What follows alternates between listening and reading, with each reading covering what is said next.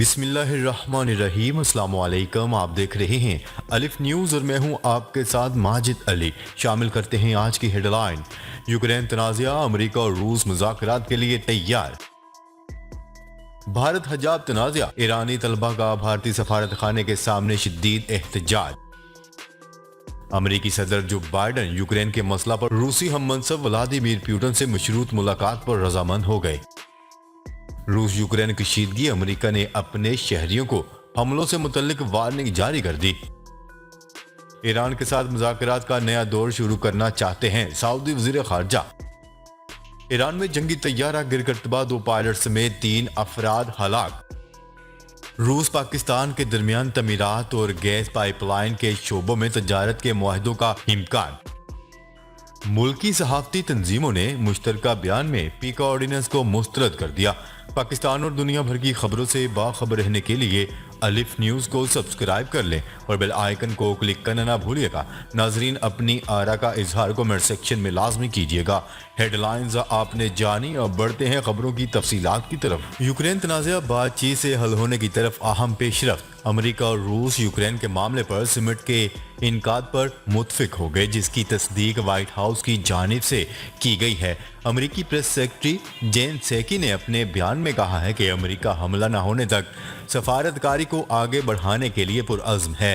صدر Joe Biden نے اصولی طور پر صدر پوٹن کے ساتھ ملاقات کو قبول کر لیا، لیکن اگر حملہ ہوتا ہے تو روس کو بہت جلد سنگین مسائل کا سامنا کرنا ہوگا۔ عالمی میڈیا کی رپورٹ کے مطابق یوکرین سمٹ کی تجویز روس، امریکہ اور فرانس کے اعلیٰ سفارتکار مرتب کریں گے۔ فرانسیسی صدر کا روسی صدر کے درمیان طویل ٹیلی فونک رابطہ ہوا، جس میں دونوں صدروں کے درمیان 2 گھنٹے تک گفتگو کی گئی۔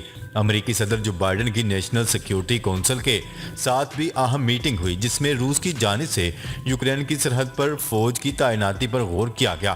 دوسری جانب روس یوکرین کشیدگی پر ماسکو میں امریکی سفارت خانے نے اعلامیہ بھی جاری کر دیا۔ امریکی سفارت خانے کی طرف سے اپنے شہریوں کو روس میں حملوں سے متعلق وارننگ دے دی گئی۔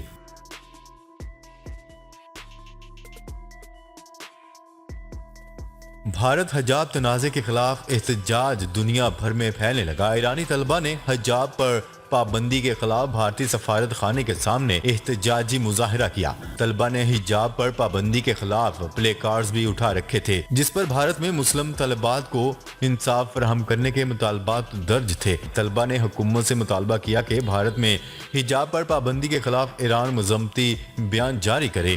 یاد رہے کہ بھارتی خبرساں ایجنسی ANI کے مطابق ریاست کرناٹک میں لڑکیوں کے کالج کے سامنے احتجاج کرنے والی 10 طالبات کے خلاف مقدمہ درج کیا گیا ہے۔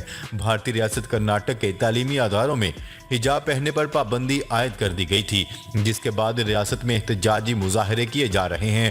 واضح رہے کہ احتجاجی مظاہروں کے سبب پیدا ہونے والی کشیدگی کے باعث مختلف اضلاع میں دفعہ 144 نافذ کر دی گئی ہے، جس کے تحت احتجاج کرنے پہ پابندی ہے۔ بھارتی ذرائع ابلاغ کے مطابق ہفتے کے دن کرناٹک کے شہر تمکرو میں انگریزی کی ایک لیکچرار نے حجاب اتارنے کی ہدایت پر استعفیٰ دے دیا۔ کالج میں گزشتہ 3 سالوں سے پڑھانے والی لیکچرار نے اس حوالے سے کہا تھا کہ یہ عزت نفس کے خلاف ہے۔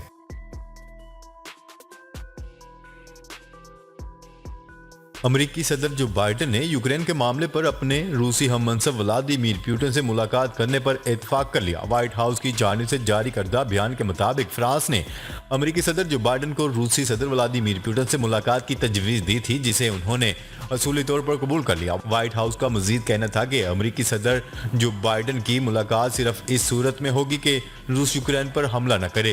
فرانس نے امریکی صدر کو روسی ہم منصب سے ملاقات کی تجویز روسی صدر ولادیمیر پوٹن سے فرانس کے صدر سے فون کالز کے بعد دی۔ فرانس نے امریکی صدر کو روسی ہم منصب سے ملاقات کی تجویز روسی صدر ولادیمیر پوٹن سے فرانس کے صدر ایمانوئل میکرون نے 2 فون کالز کے بعد دی۔ دونوں فون کالز کا دورانیہ مجموعی طور پر 3 گھنٹے تھا۔ امریکہ اور روسی صدر کی ملاقات میں یوکرین کے بحران کے ممکنہ حل پر بات چیت کی جائے گی۔ یوکرین کے مسئلے پر گزشتہ کئی ہفتوں سے صورتحال انتہائی کشیدہ ہے اور امریکہ نے خبردار کیا ہے کہ روس کسی بھی وقت یوکرین پر حملہ کر سکتا ہے۔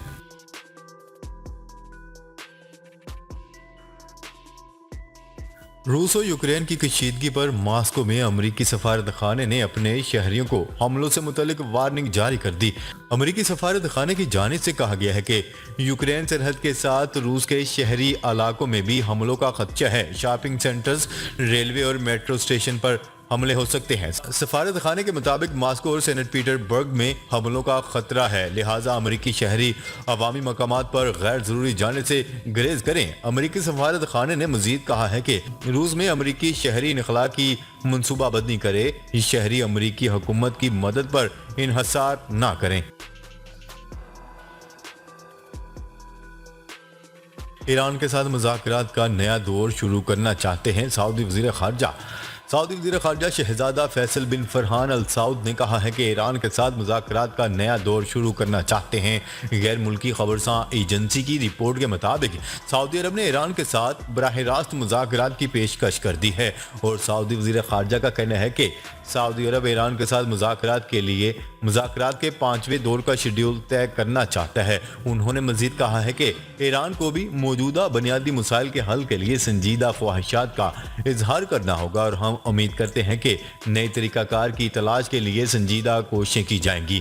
سعودی وزیر خارجہ نے مزید کہا ہے کہ اگر ہمیں ٹھوس پیش رفت دکھائی دی تو مفاہمت ممکن ہے، تاہم ابھی تک ہمیں ایسا ہوتے دکھائی نہیں دے رہا۔ سعودی عرب کے ایران کے ساتھ گزشتہ مذاکرات میں کوئی ٹھوس پیش رفت سامنے نہیں آئی تھی۔ سعودی وزیر خارجہ شہزادہ فیصل بن فرحان ال سعود نے میونخ سیکیورٹی کونسل کے اجلاس میں کہا ہے کہ ایران کے ساتھ بات چیت میں دلچسپی رکھتے ہیں، اور اگر ایران کے ساتھ 2015 میں ہونے والا جوہری معاہدہ بحال ہوتا ہے تو اس اقدام کو علاقائی خدشات دور کرنے کا ابتدائی نقطہ سمجھا جائے، نہ کہ حتمی۔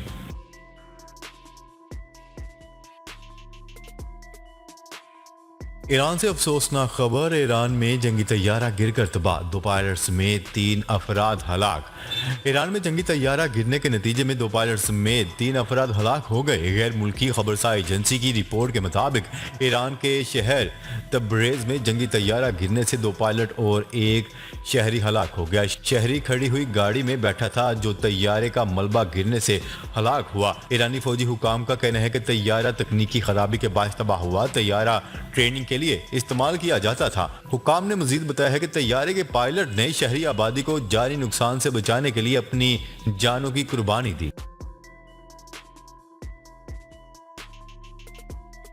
وزیر اعظم عمران خان کے مشیر برائے تجارت عبدالرزاق داؤد کا کہنا ہے کہ روس پاکستان کے ساتھ تعمیرات اور گیس پائپ لائن کے شعبے میں تجارت کرنا چاہتا ہے۔ اب دونوں ممالک کے درمیان تجارت کا رستہ کھل رہا ہے۔ نیوز رپورٹ کے مطابق اسلام آباد میں میڈیا سے گفتگو کرتے ہوئے مشیر خزانہ کا کہنا ہے کہ روس ہمارے ساتھ تعمیرات اور گیس پائپ لائن کے شعبے میں تجارت کرنا چاہتا ہے، جس کو ہم خوش آمدید کہتے ہیں۔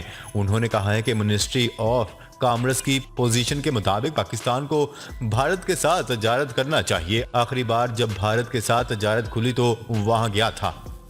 عبدالرزاق داؤد کا مزید کہنا تھا کہ مجھے خوشی ہے کہ ہم یہ ایونٹ کروانے جا رہے ہیں۔ یہ ایونٹ صحت اور انجینئرنگ کے لیے ہے۔ اس کے ذریعے ہم نے ایکسپورٹ بڑھانا ہے۔ ہماری مصنوعات جو باہر جاتی ہیں اس میں ورائٹی بہت کم ہے۔ ہماری کوشش ہے کہ ہمارے پروڈکٹ آگے بڑھیں۔ مشیر تجارت کا مزید کہنا تھا کہ ہمارے یہاں ہیلتھ کیئر کے شعبے میں گروتھ بڑھ رہی ہے، جبکہ ہمارا ٹیکسٹائل بہت اچھا کام کر رہا ہے۔ رواں سال $21 بلین کی ایکسپورٹ کا ہدف طے کیا، جبکہ اگلے سال $27 ارب مختص کیا گیا ہے۔ خبر کے اگلے اور آخری حصے میں بات کرتے ہیں۔ ملکی صحافتی تنظیموں نے مشترکہ بیان میں پیکا آرڈیننس کو مسترد کر دیا۔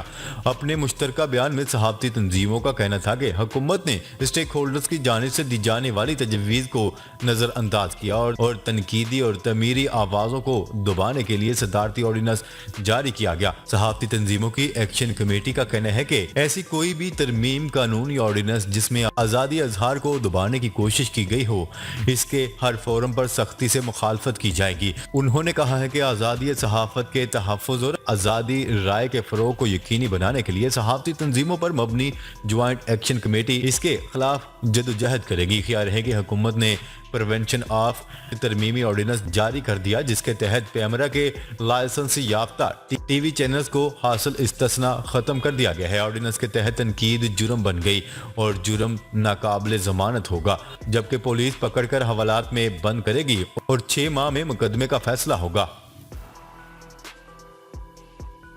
جی تو ناظرین، آج کے لیے اتنا ہی۔ مزید خبریں لے کر بہت جلد آپ کی خدمت میں حاضر ہوں گے، تب تک کے لیے اپنا خیال رکھیے گا۔ اللہ نگہبان۔